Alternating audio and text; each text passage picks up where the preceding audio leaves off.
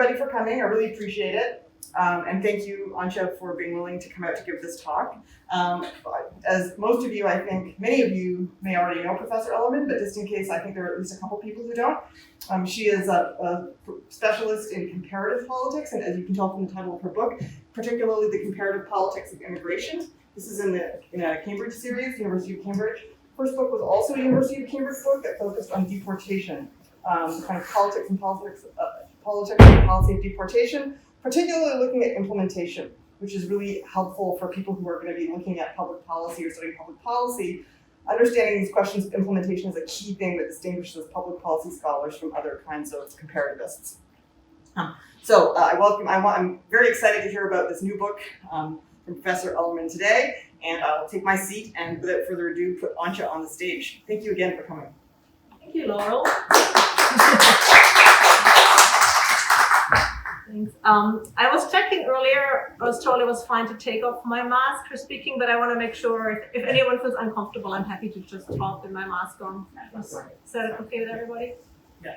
Okay. We're learning all these, negotiating these consent questions of a different kind. Okay, well, thanks again for the lovely welcome, Laurel, and the invitation. Really nice to be here. It's kind of, as far as you can go from UBC3, you're going somewhere without having to get on a plane. So that was a good entry into in-person professional life. I do want to, before I start, I want to begin by acknowledging the land on which we are, and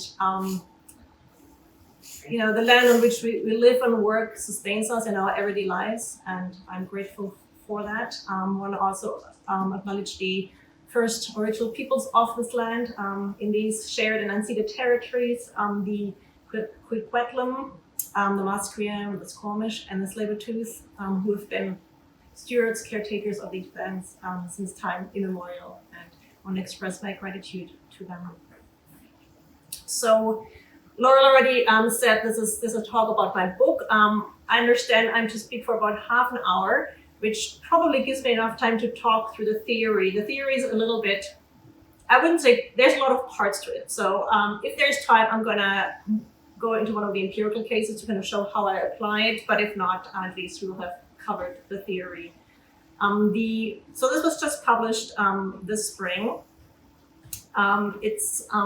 The motivation to this, so the first book that Laurel already talked about was about implementation, and this is what really I was very excited about. But then for this book, I had a very different motivation because I was speaking to colleagues in my department, and at the time I was the only person studying immigration. So I was always the person to go to for any immigration-related question, and the question I kept getting is, I want to assign a policy text to my students that's comparative on immigration policy. Can you suggest one reading to me? And I realized I didn't have an answer. There's a lot of literature out there that often looks at either just one given variable, let's say the role of the courts in immigration policy making, or it really is very complex and focused on a single case, very often the United States. And so I thought, why don't I try to kind of move from implementation to policy making and try to account for the different policy choices that countries adopt on immigration. So the comparison here is both cross-nationally. I'm comparing across liberal democracies and liberal democracies only. And I'm looking over time, starting in the immediate post-war era, the early 1950s, to the present. And my dependent variable is policy choice. And by policy choice, I'm talking both about legislation, regulation passed by bureaucracies, and also treaties, bilateral treaties, which matter in particular when it comes to labor recruitment. And there are two dimensions of policy change I'm interested in. The first one is the direction of policy change, which broadly falls into either a liberalizing direction or a restricting direction in terms of admitting more, admitting fewer immigrants. And then the second dimension is the magnitude of policy change, more incremental policy changes versus more radical changes. And today I'm only going to talk about the direction of policy change, just in the interest of time. Just to give you an idea of the empirics of the book, which I won't talk much about today, there are 4 chapters, each is focused on one country, 2 guest worker states, Germany, Switzerland, who kind of became countries of immigration through guest worker recruitment in the immediate post-war era. And then the United States and Canada as two settler colonial states. So those two sets of countries are kind of paired in how I engage with the empirical material because they're quite comparable in many ways. Yet policies are quite different, but the overall environment is very similar and the overall challenges that immigration poses. And methodologically, I use process tracing, using lots of archival data, lots of actually the existing literature as well. I'm just bringing it all together to account for major attempts at immigration reform. So I'm looking at both negative and positive cases, policy success, policy failure in terms of actually being passed. In terms of the many types of immigration policy, I look at economic immigration policy and family-based immigration policy. And then in terms of levels of policy making, I'm looking at the federal or the national level. And so what that means is that I'm not looking at asylum or refugee policy, not looking at citizenship policy, not looking at border control policy, though I argue it could be applied to these policy areas as well. And I'm not really focusing much on the European Union as a supranational level of policy making because of my case selection with family and economic immigration policy. There is just not that much regulated at the EU level. If I focused on asylum policy, that would have been a really important dimension of policy making. And I'm also not looking at subnational policy making. Again, I argue it carries over, but just in the interest of full disclosure. So this is, I'm developing what I call a policy arenas framework. And in that, I'm building on, a rich tradition within historical institutionalism, especially the work of Ellen Immergut, whose work on arenas is in the area of health policy, that really thinks of these different policy arenas, policy kind of weaving a path through different institutional venues. For immigration, I identify 4 policy arenas: the executive, legislative, judicial, and the electoral arena. I'll talk more about those later. And why do I adopt a policy arenas model? There are 2 reasons why I argue that policy arenas are really important for us to understand policy choice. The first one, and that's really the heart of my argument, is that each individual policy arena has a distinct political logic, which I call an insulation logic. And I'll talk a lot more about that in the presentation. Because each arena has a different logic, it matters what path policy takes, which arenas move through, which it avoids, and also the sequencing oftentimes of arenas. So that shapes the substantive direction that policy can take. The second reason for why policy arenas are important is because they're veto points, for the most part, right? Policy may not move beyond them if they can veto progress.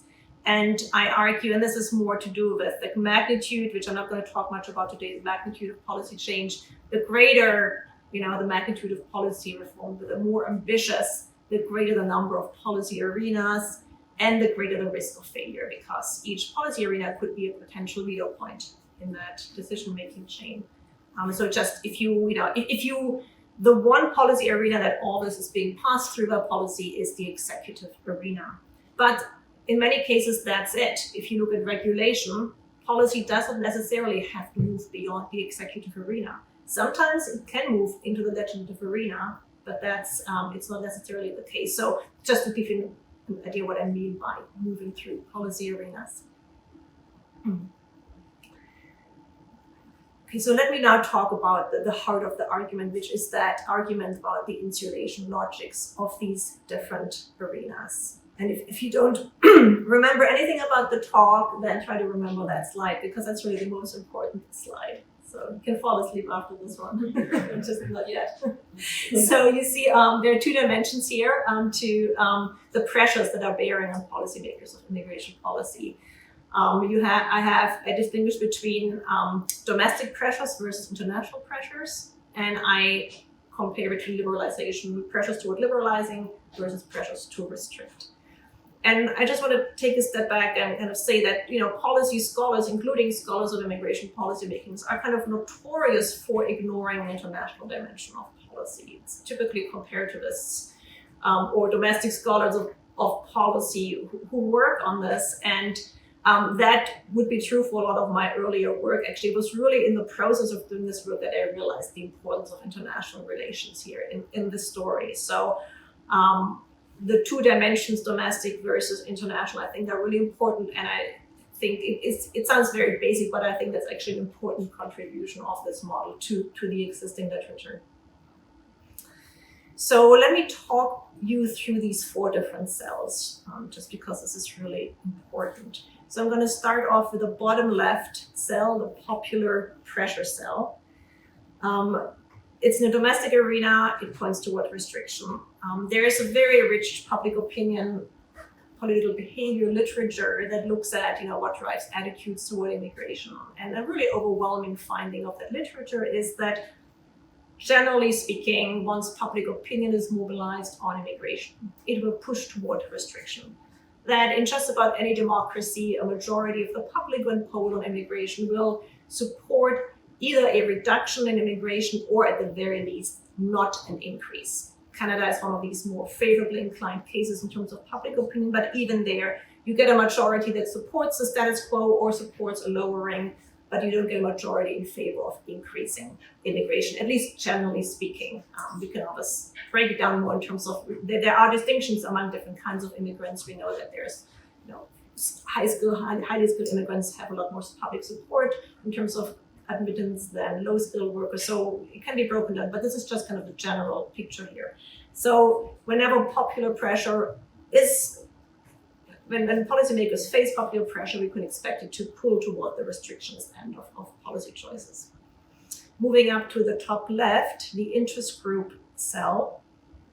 Those, I don't know whether any of you really, how much you're familiar with immigration literature. One of the most influential early works in that literature on interest, the role of interest groups in policymaking, is by Gary Freeman, who applied this political economy argument to policymaking that kind of, looks, or also draws on James Q. Wilson's work on the regulatory process, distinguishing between the costs and the benefits of policymaking and how, whether they're concentrated or diffuse. And coming out of that, the big argument here is that when it comes to immigration, it's usually the beneficiaries of immigration that face incentives to mobilize, in particular employers who stand to gain from an increased supply of laborers. Think, blueberry pickers in British Columbia, meat packing plants. These groups, these actors will mobilize, and because they stand to gain from concentrated gains from immigration, it's a liberalizing pressure on policymakers. So again, it's also in the domestic arena, but pointing in the exact opposite direction from popular pressure. Moving on to the international sphere, on the top right, we have diplomatic pressure from immigrant sending states. And here, again, just as a reminder that I'm thinking of immigration policy really as an interdomestic policy field, where the domestic and international meet and can't really be separated. And here we find that immigrant sending states have a real stake in what immigration policies are adopted by typically global north countries, though not exclusively, of course. One really important reason is, of course, the importance of remittances that really brings foreign currency into developing states' economies. But we can also think of the relief of employment pressures and high unemployment situations. Immigration can be that safety valve that releases political pressure by people leaving. And so immigrant sending states, will seek to influence, under certain conditions, the immigration policy of immigrant receiving states. So for example, there's a lot of, we know very well that the Mexican government for many, many, many years has tried to really push the US government to issue more temporary foreign worker visas for Mexican workers in particular. It's just one of many examples. Now the bottom right cell, it's a cell that actually is empty in my empirical analysis. And that's because I focus on family and economic admissions and not on refugee admissions and asylum admissions. So in instances where the cell matters, this is I'm talking here about diplomatic pressure from fellow receiving states to other fellow receiving states. And that typically happens when there are security concerns, when there is, let's say, strong, increase in asylum flows across one border that has implications for policy or the politics in another country. Like the European Union is a really clear example because of how integrated it is in terms of its asylum policy. We just have to think of the 2015, Syrian refugee crisis, which in part was a crisis because it really challenged the European Union in terms of pulling together and the actions of, in that case, Germany, of admitting a lot of refugees was not looked upon lightly by other states in the European Union, and a lot of diplomatic pressure was exerted on Germany to close its borders. So this is a case where you've got two global north states engaging with each other. But in my cases, that still doesn't really matter. So I think the kind of big takeaway from this slide is that, given how these pressures operate, that they are pulling in two different opposing directions, that if these pressures operate, policymakers are really between a rock and a hard place, right? They can't please everybody. It's a real balancing act of how to negotiate these competing pressures.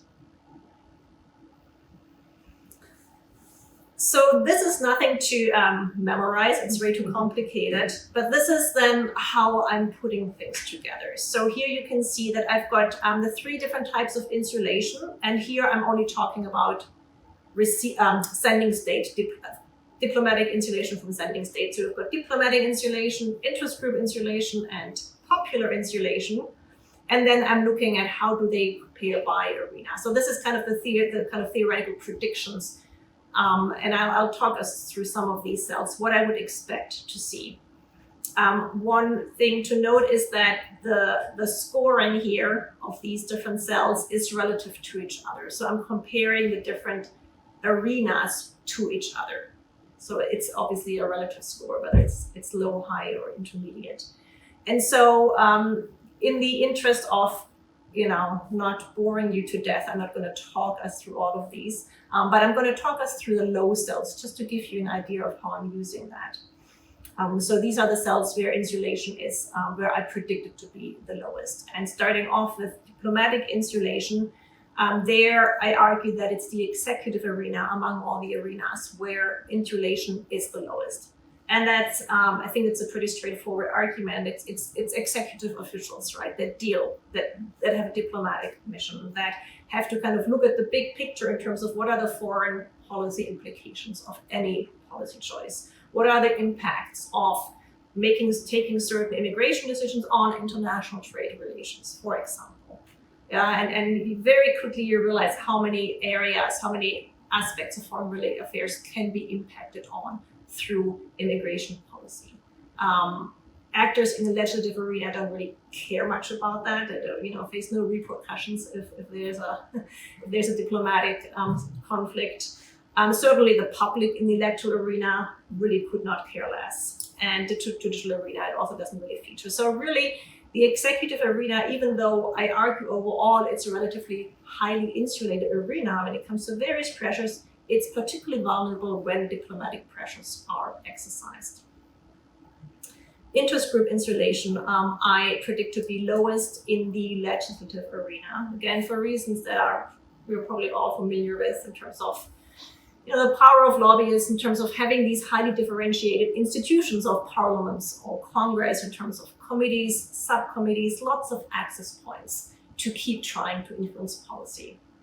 We know in systems where parties are relatively weak, legislators will be really dependent on the endorsement and financial contributions of important lobbies. Again, a vulnerability.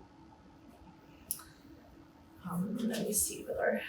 Can I ask a quick question? Yeah, of course. Something about the logic of electoral arena campaign solution for issues. So again, in the context of immigration, the interest groups that will push for higher admissions of it, the interest groups that are typically mobilized are economic interests, employers, and then there's also humanitarian interests such as churches or NGOs, immigrant refugee supporting organizations. they will typically, if they try to make their demands heard in the electoral arena, they really face a big risk of this backfiring, of really, they're going to be anti-immigrant mobilization. As the issue becomes politicized and debated in public, they will be much more likely to go to Congress, to Parliament, to try to influence behind the scenes to get higher, let's say, increased number of visas, for example. Okay. And so, if I can, the legislation is legislation specifically from increasing immigration or from any change? It's for any change, but with interest groups, most of the time when we see interest groups mobilizing, it will be in favor of liberalization. Right. So, There are some exceptions, but well, yeah. Okay. Yeah, thanks. Let's see what and yes, I knew there was another reason for why I argued that the legislative arena is particularly vulnerable to interest group pressure, is that it's a highly transparent arena of decision making. It's really hard to know what's going on in cabinet meetings, right? Even interest groups don't know what is going on there. But in terms of voting in Parliament, in Congress, much of this is public record. And interest groups strategically collect and publicize roll call data and so on particular issues. So that really gives them leverage over legislators in terms of having their demands met. And then finally, looking at the popular insulation column here, again, I think that's kind of self-explanatory why it would be lowest in the electoral arena, right? And by the electoral arena, I guess I should clarify, I'm talking about that is when immigration policy becomes the subject of an electoral campaign. It becomes politicized in the lead up to elections, but also in systems with popular referendum and popular initiatives, especially like Switzerland, it could become the subject of a referendum itself. So this is where if any policymaker wants to move policy toward liberalizing, the electoral arena is really the kind of the most dangerous arena for policy to be in because of the risk of popular backlash against liberalization. So the electoral arena is really the arena of popular pressure.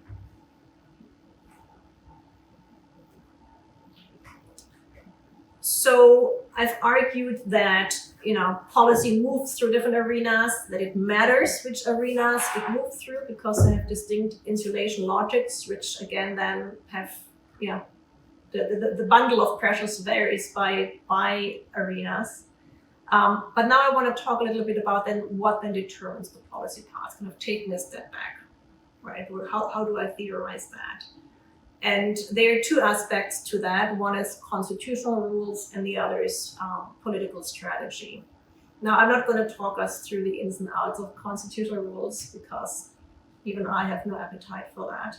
But I just want to say that obviously that is an important variable in terms of accounting for cross-national variation because constitutional rules vary across countries, whether or not a system is bicameral in terms of the legislature, whether or not there is a possibility of a referendum or not, these kind of factors really matter.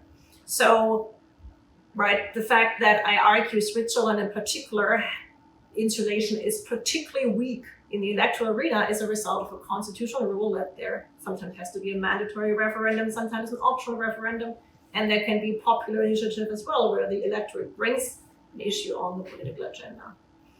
So constitutional rules matter, but they also matter based on the form that policy takes here. And I've already said I'm looking at regulations, I'm looking at legislation and treaties, and constitutional rules determine what policy arenas these types of policies have to minimally pass through.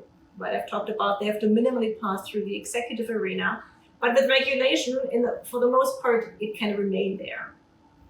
For legislation, well, it has to pass through the executive and the legislative arena for constitutional reasons.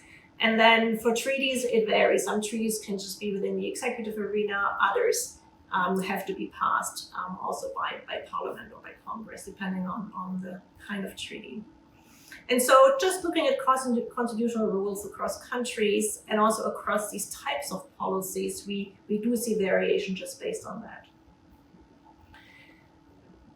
in some way, the more interesting determinant of the policy path, because it's so much more dynamic, is what I call arena shopping by policymakers, and that's really borrowing from the term venue shopping that was popularized through Baumgartner and Jones. It's the same. I'm just switching the words and totally adopting their idea here, where policymakers very strategically try to move policies into certain arenas or try to prevent policies from moving into particular arenas.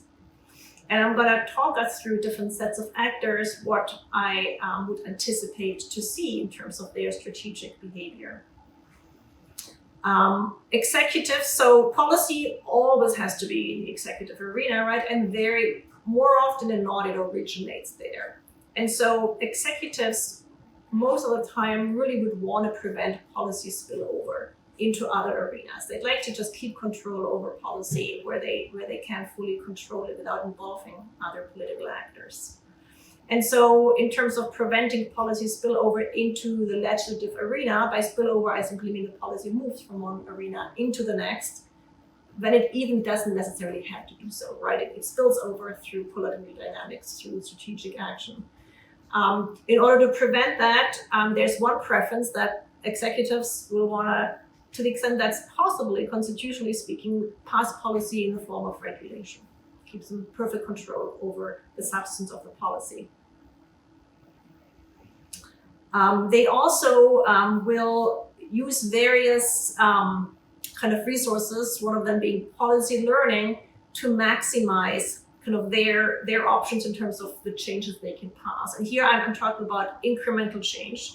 Typically, regulation is a kind of puts into place incremental changes, not radical changes. Radical changes are more likely to be passed through legislation. So if policymakers want to kind of exhaust what is possibly possible through regulation, policy learning is a really important tool because they can understand what are the mechanisms, what are the results of different administrative tools. One policy, it's a bit abstract, so I'll use an example here. I think we probably all know the kind of guest worker regime, set up in post-war Germany, and the guest workers who came to stay, seen as this big case of policy failure in terms of these people who were not intended to stay, they did not want to stay, and yet we have, huge ethnic minority communities that are a result of this temporary foreign worker policy. In the 1990s, policymakers in Germany, and this was again after the wall fell and economies got integrated, faced significant pressure to again open up temporary foreign worker recruitment. But at the same time as they faced these pressures, there was still, first of all, on paper, that there was a recruitment stop in place that had been on the books since 1973. And also there was a paradigm that Germany was this country of non-immigration. So again, wanting to again recruit, but knowing there's no way they can recruit permanently. It had to be temporary. And there, what we see really interestingly is policymakers really going back and looking at, okay, so what were the mechanisms that allowed for the permanent settlement of these temporary workers, and how do we get around that? And so we see really new administrative policies passed in the form of regulation, that very strictly regulated how long one visa can be issued, how often it can be renewed, that really, unlike in the past, did not allow for family dependents to join. All the factors that, in hindsight, policymakers knew that really facilitated settlement. So this kind of was executives using policy learning to maximize the scope of passing policy in the form of regulation that would give them something that they could have never gotten through regulation because of the recruitment stop. And lastly, executives certainly don't want policy to move into the executive, the electoral arena, and especially when policies are controversial potentially. It's really hard to think of an immigration policy that could not be controversial. It really lends itself so easily to public mobilization. The timing, right? They will try to pass these policies after an election to prevent the spillover into the electoral arena. So that's again another way in which strategic action tries to prevent spillover in this case. Now looking at opposition legislators. right? Who kind of reacting to policy coming out of the executive arena or policy pursued by government legislators within Parliament or Congress. The opponents to policy reform have much stronger incentives to try to pursue spillover. It's kind of a mirror image to what I just talked about in terms of the prevention of spillover. They will oftentimes, in order to have some control over the final shape of policy, demand that policy that could theoretically be passed just as regulation be passed through legislation. So they have influence over that. The Canadian case is so you have heard the Swiss case is one of my favorite cases because it's just such a dynamic case. But the Canadian case is another one of my favorite cases because it's the opposite of the Swiss case. It's a super insulated system, relatively speaking, where the executive arena features really dominantly, much more dominantly than any other case. And there we can see, that we have a long history of white Canada policy that only came to a partial end in 1962 when Diefenbaker passed regulation that got rid of most race-based restrictions. That was 1962. That was, that is huge. It's a watershed. It was a regulation. 1967, the points system was introduced in the form of regulation. That to somebody who studies US politics, that is inconceivable that could be passed through regulation.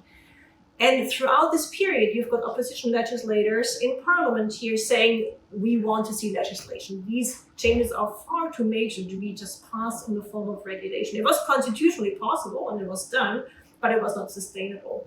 And so we see that in 1976 only, we see the passage of an Immigration Act that actually moves all these regulations into law. But this is an example of legislator pushing back against policy change being just passed through regulation, wanting to have influence over the shape of policy. Now, opposition legislators will also have incentive to politicize immigration in the lead up to elections. Again, because that will make it more likely in the legislative arena and give them some say over, or some input at least, into the public debate.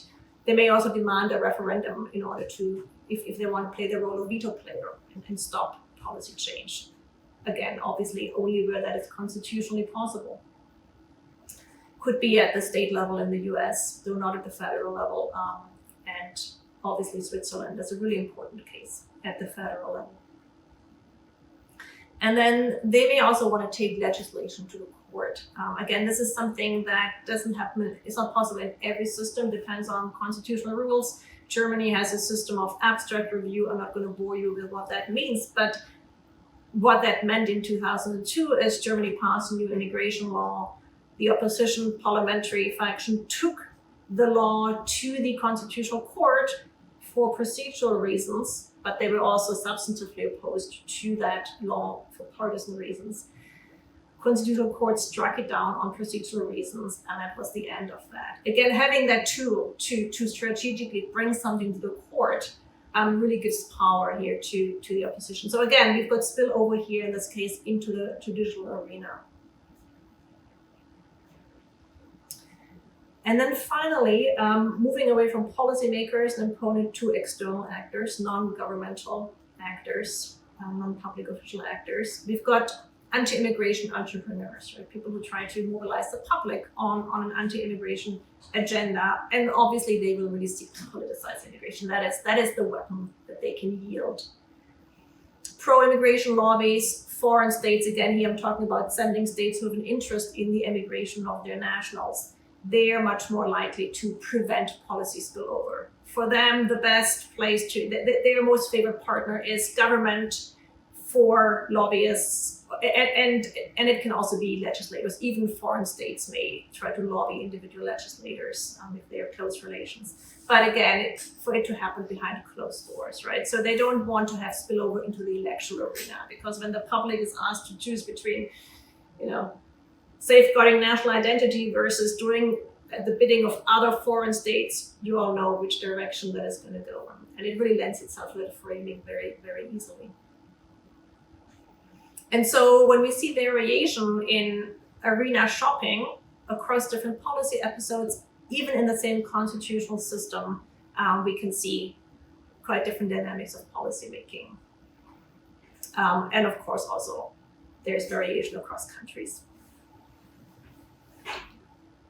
Okay, so I think I'm out of time. I'm just going to show you just one slide, and obviously I can talk more empirics, but I understand you may have questions. I just want to show you here this slide, and this is what you've seen before. It's exactly what you've seen before with two differences. The bottom here, there's no this is Switzerland. This is how it maps upon Switzerland. The bottom shows there's no constitutional review in the Swiss system, so it's clearly an arena that there's simply perfect insulation. But the important thing in that slide here is the arrows. And the words itself, right, as I talked about, low, intermediate, high, compare arenas to each other. So it's an institutional comparison. The arrows are a cross-national comparison. And here I'm basically, I'm measuring the Swiss system compared to the other systems that I measure. And it's obvious what the takeaway point here is, that insulation is weaker in just about every field than it is on average in the cases that I'm looking at. In Switzerland, obviously the electoral arena, very, very weak insulation because of the importance of direct democracy. The legislative arena, again, really, even for interest groups, it is incredibly low because about half of all members of the assembly are interest group lobbyists themselves. There is no separation of public office and being on boards of all sorts of organizations. It's mind-boggling to what extent that is integrated. So really low interest group insulation. It doesn't even make sense to talk about insulation when you've got the same person fulfilling two functions. And even in the executive arena, where the Swiss government is notoriously, it's traditionally a part-time government, very underpaid functionaries, and being institutionally weak, but also as this tiny little country, right, within the sea of the European Union, having to kind of figure out its way in relation to the European Union, very weak diplomatic insulation at the executive level. So the Swiss case is so interesting because it is so explosive. It's so hard for policymakers to make any kind of policy on immigration because immediately you get, some referendum is called on that. At the same time as you've got pressure from the European Commission to go in just the opposite direction, and interest groups also get involved. So it's really a really dynamic case. And I'm going to stop here to make sure we have some time for questions. Thank you for bearing with me.